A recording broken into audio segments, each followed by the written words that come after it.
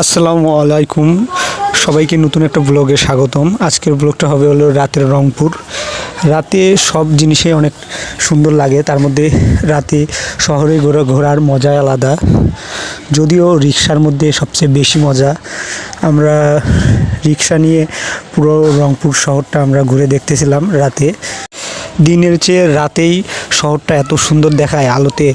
তাছাড়া সন্ধ্যার দিকে দেখা যাবে যে সবাই ফ্যামিলি সহ বাহিরে বেড়াতে আসে, ঘুরতে আসে এবং চার আড্ডায় মেতে ওঠে।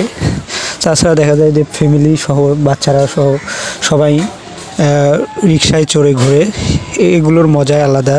সেই সঙ্গে বাহিরে খাবার খাওয়া, এটার মজাই অনেক আলাদা।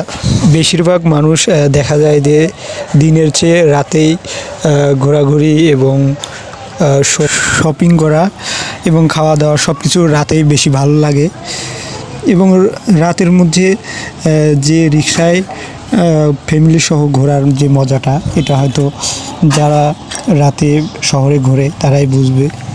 তাছাড়া এখন যে আমার পাশে যে চত্বরটা দেখা যাচ্ছে, এটা জুলাই চত্বর, কিছুদিন আগেই তৈরি করেছে এটা। তাছাড়া আমরা এখন রংপুর শাপলা চত্বরে এটা, এবং এটা দেখতে এতটা সুন্দর এবং রাতের মধ্যে সবচেয়ে বেশি সুন্দর লাগে লাইটের আলোতে, এবং দেখতে কতটা সুন্দর দেখাচ্ছে, মনে হয় যে রাতেই অনেক সুন্দর দেখতে।